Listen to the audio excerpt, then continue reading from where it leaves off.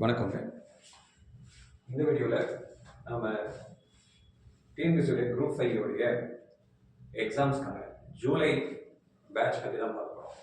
இந்த வரக்கூடிய மந்தில் நம்ம ஸ்டார்ட் பண்ணக்கூடிய பேட்ச் பற்றி இது என்ன எதுக்கு யாருக்காக உள்ளது அப்படின்னா, டிஎன்பிஎஸ்சி வந்து இந்த வருஷத்தில் 2025க்கான நோட்டிஃபிகேஷன் குரூப் 5 கொடுக்க போகிறாங்க. ஆனுவல் பிளானில் சொல்லியிருக்கிற மாதிரி அதுக்கான எக்ஸாம்ஸ் வந்து எப்போ நடக்கும் அப்படின்னா டிசம்பரில் நடக்கும் அப்படின்னு சொல்லி டிஎன்பிஎஸ்சி டென்டேட்டிவ் டேட்ஸ் கொடுத்துருக்காங்க. அதற்கான கிளாஸஸ் தான் வந்து நம்ம இப்போ இந்த ஜூலையில் ஸ்டார்ட் பண்ணுறோம். ஆக்சுவலாக வந்து இப்போ டிஎன்பிஎஸ்சி இந்த குரூப் 5A கடந்த 2022 ஒரு நோட்டிஃபிகேஷன் கொடுத்து 23 ஒரு எக்ஸாம்ஸ் நடத்துனாங்க.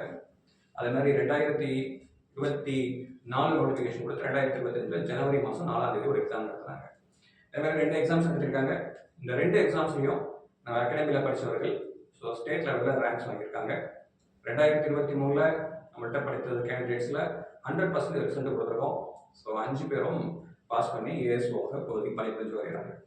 இந்த வருஷத்துலையும் நம்ம 2023 வாங்கின கேண்டிடேட்ஸுடைய ரேங்கை விடவும் ரொம்பவும் வந்து பெஸ்ட் ரேங்க்ஸ் வந்து நம்ம கொடுத்துருக்கோம். அதில் கடந்த ஆண்டு 2023 பொறுத்த வரைக்கும் ஒரு 5 பேர் வந்து ஏஎஸ் ஆனார்கள். இந்த ஆண்டில் அதற்கும் மேலாக ஏன்னா கவுன்சிலிங் நடக்கிறதுக்கு முன்னாடி நான் நம்பர் சொல்ல முடியாது. பெரும்பாலும் ஒரு 8லிருந்து 10 வரைக்குமான கேண்டிடேட்ஸ் வந்து இந்த கவுன்சிலிங் மூலமாக அவங்களுக்கு கிடைக்கிறதுக்கான வாய்ப்புகள் அதிகம். சரி, ஸோ இப்போ நம்ம இந்த ஸ்டார்ட் பண்ணக்கூடிய பேட்ச் வந்து எப்போ ஸ்டார்ட் பண்ண போகிறோம் அப்படின்னா, நம்ம வந்து ஜூலை மந்த் வந்து இந்த பேட்ச் வந்து ஸ்டார்ட் பண்ணுறதா பிளான் இருக்கோம். ஜூலையில் என்ன தேதியில் அப்படின்னா ஜூலை 2 வந்து ஸ்டார்ட் பண்ணுறோம். இந்த எக்ஸாம் வந்து யார் எழுதலாம் அப்படிங்கிறதே ஒரு பெரிய டவுட் இருக்கு. ஸோ அதில் ஃபர்ஸ்ட் திங் என்ன அப்படின்னா, யாரெல்லாம்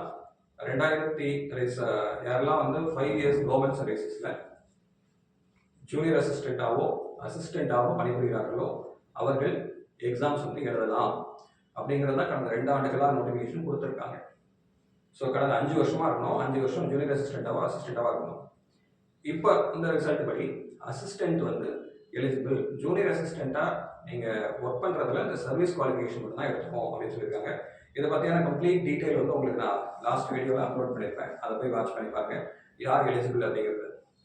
ஸோ அப்போ நீங்கள் அசிஸ்டண்ட்டாக நீங்கள் பணிபுரியுறீங்க அப்படின்னா 5 இயர்ஸ் கம்ப்ளீட் ஆகிட்டு அப்படின்னா தாராளமாக நீங்கள் இந்த எக்ஸாம் எழுத முடியுங்க. ரைட், அப்போ இந்த எக்ஸாம்ஸ் பொறுத்த வரைக்கும் இந்த தேதியில் கிளாஸ் ஸ்டார்ட் பண்ணுறோம் அப்படின்னா ஜூலை 2 ஸ்டார்ட் பண்ணுறோம். இந்த எக்ஸாம்ஸ் பொறுத்த வரைக்கும் வந்து என்னென்ன நாளில் கிளாஸ் உண்டு அப்படின்னா, டிசம்பரில் எக்ஸாம்ஸ் இருக்கிறதுனால வாரத்தில் 3 நாட்கள் கிளாஸ் உண்டு. Monday, Wednesday, Friday. ஏற்கனவே ஒரு பேட்ச் வீக்டே பேட்ச் போயிட்டு இருக்குங்க. ஸோ அது வந்து டியூஸ்டே, தேர்ஸ்டே, சாட்டர்டேல வருது. அண்ட் வீக்கெண்ட் பேட்ச் ஆல்ரெடி ஒன்று போயிட்டு இருக்கு. இது இல்லாமல் புதுசாக ஒரு புது பேட்ச் ஜூலை 2 ஸ்டார்ட் பண்ணுறோம். மண்டே, வெனஸ்டே, ஃப்ரைடே இந்த 3 நாட்கள் இந்த கிளாஸ் வந்து வரும். எந்த டைமில் வரும்? நாங்களாம் வந்து ஒர்க் போவோமே அப்படின்னா, டைமிங் வந்து ஈவினிங் 7:30 9 o'clock வரைக்கும் இருக்கும். 1.5 hours வந்து டொரேஷனில் இருக்கும். சார் நான் வந்து ஒர்க் பண்ணுறது அதர்ஸ் டிஸ்ட்ரிக்டில் ஒர்க் பண்ணுறேன், நான் கிருஷ்ணகிரியில் ஒர்க் பண்ணுறேன், தர்மபுரியில் ஒர்க் பண்ணுறேன், இல்லை கடலூரில் ஒர்க் பண்ணுறேன், விழுப்புரமில் ஒர்க் பண்ணுறேன் அப்படின்னா, இப்போ அகாடமிக்லாம் வந்து படிக்க முடியாது அப்படிங்கிறவர்களுக்காக ஆன்லைனில் கிளாஸஸ் உண்டு. ஆன்லைனில் ஜூம் ஆப் மூலமாக நம்ம கிளாஸஸ் வந்து கொடுப்போம். லைவ்ல இருக்கும். இங்கே என்ன நடக்குதோ அதுதான் உங்களுக்கு கிளாஸஸாக வரும். ரைட், அப்படி தான் கடந்த ஆண்டுகளும் அதுக்கு முந்தைய ஆண்டுகளும் கேண்டிடேட்ஸ் படித்தார்கள்.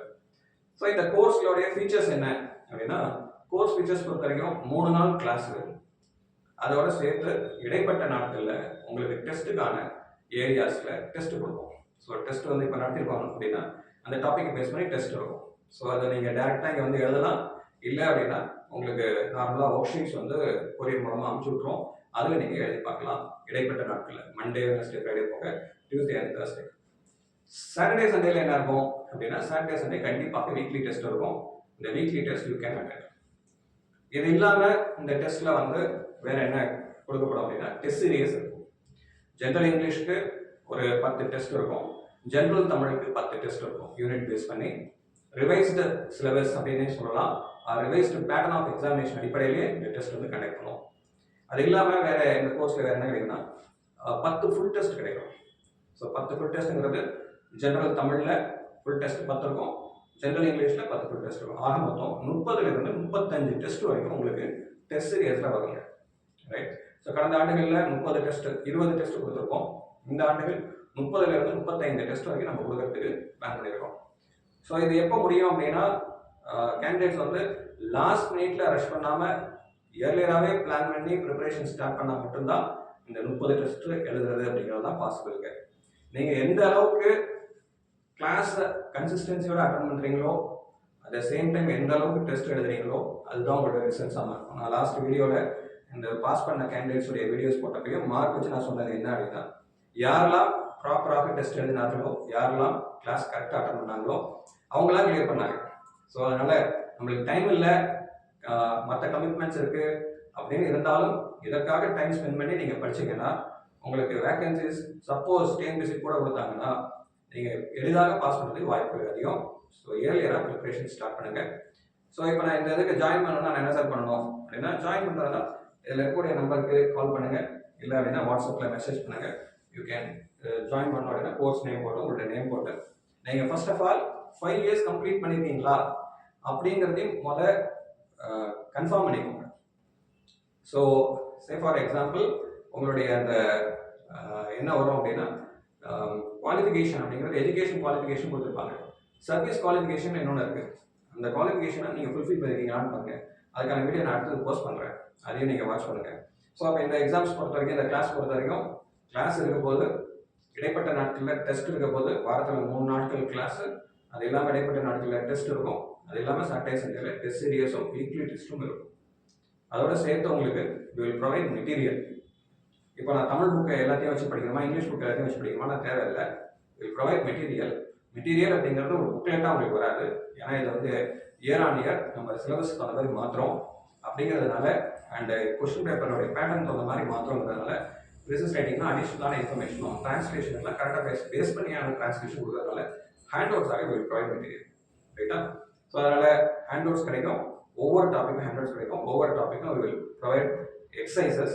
கிராமருக்கு வந்து வில் கிவ் ஸ்பெஷல் ஃபோக்கஸ், அது தமிழாக இருந்தாலும் சரி இங்கிலீஷாக இருந்தாலும் சரி. ரைட்? ஸோ இதில் ஜாயின் பண்ணணும்னா இந்த நம்பருக்கு காண்டாக்ட் பண்ணுங்கள். அண்ட் ஜாயின் பண்ணி இப்போ நீங்கள் எக்ஸாம் எழுத போறீங்கன்னு முடிவாயிடுச்சுன்னா ஜாயின் பண்ணி படிக்க ஆரம்பிச்சிருங்க. சரிங்களா? Right, thank you.